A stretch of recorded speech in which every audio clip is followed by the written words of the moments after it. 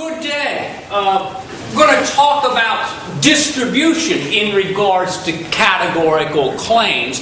As was aforementioned, valid syllogisms will distribute the middle term, and if the term is distributed in the conclusion, then it must be distributed in a corresponding premise.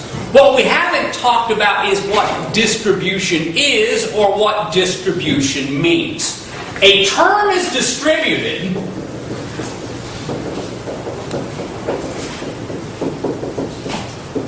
if all members of that class are referred to. A term is distributed if all members of that class are referred to. Now we have A, E, I, and O statements to talk about. And I'll just write down on the board what distributes what, and then we'll talk about why. And then we'll talk about why.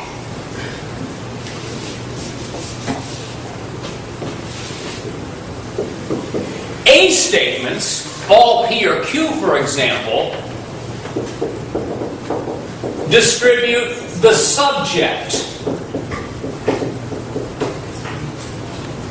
A statements distribute the subject. E statements, such as no P or Q, distribute subject and predicate.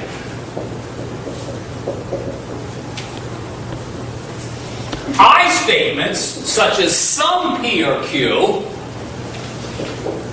distribute no terms. I statements don't distribute any of the terms.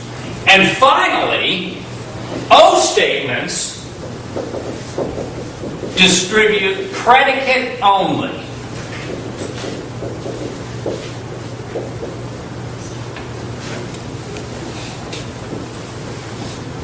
A distributes subject, E distributes both, I distributes neither subject nor predicate, and O statements distribute only the predicate. Now, why does distribution matter?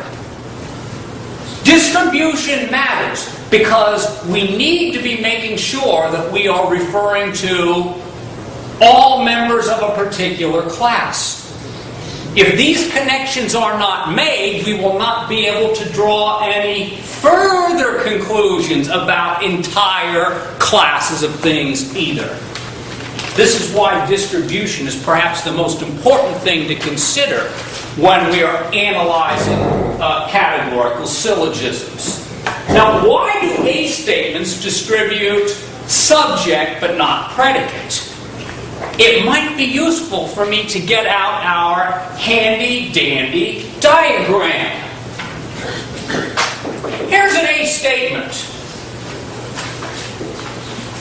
This circle represents the class of all things P.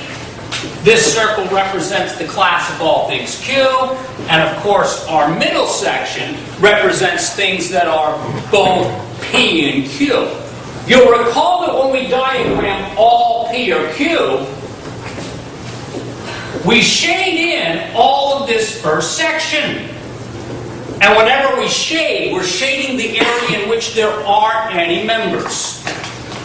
So when I'm saying all P or Q, I'm talking about all members of class P. Am I talking about all members of the class Q? The answer is no. I'm only saying all P or Q. I'm not talking about all Q's. This is why A statements distribute subject only. Unsurprisingly, we're going to do the same thing with reference to an E statement. Remember, an E statement would look something like no P or Q.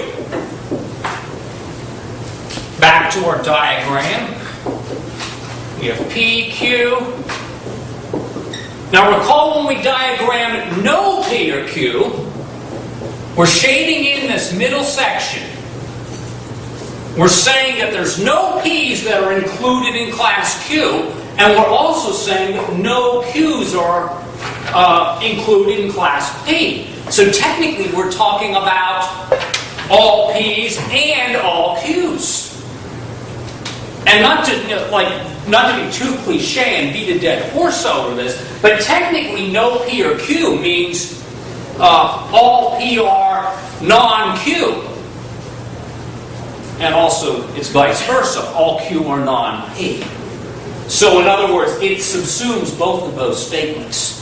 That's why an E statement distributes both subject and predicate. And guess what? Anytime you've got an E statement present, you know that what's going to distribute? The middle term. If an E statement is one of the premises, one of those is going to be the middle term. So you know that you're going to have a distributed middle term. Then again, you might break one of the other rules, but you at least know you're not going to break the fallacy of undistributed middle.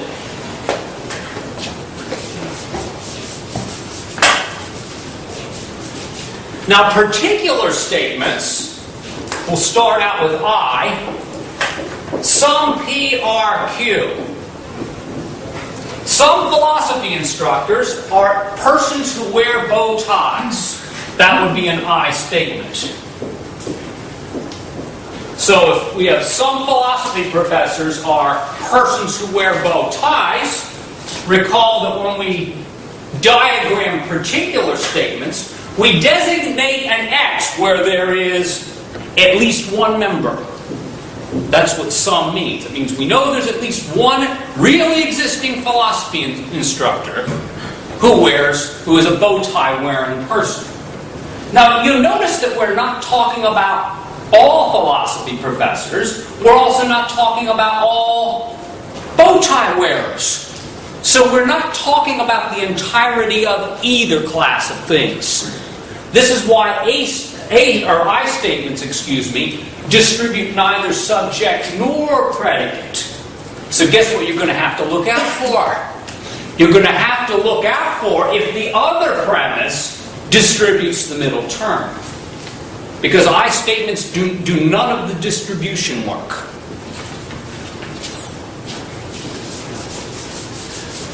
I'm hoping the other three make sense to you. O statements distributing the predicate sometimes seems to be counterintuitive to some folks. So I'm going to take my time and explain it for you. Now remember, an O statement is called a particular negation, and it would look something like this. Some P are not Q.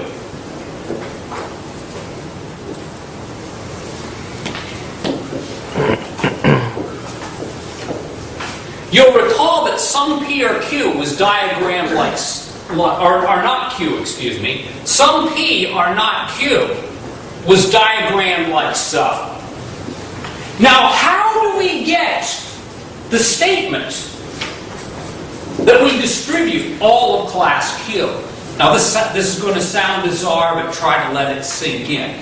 What we are basically saying is that this member P is excluded from the entire class of things Q.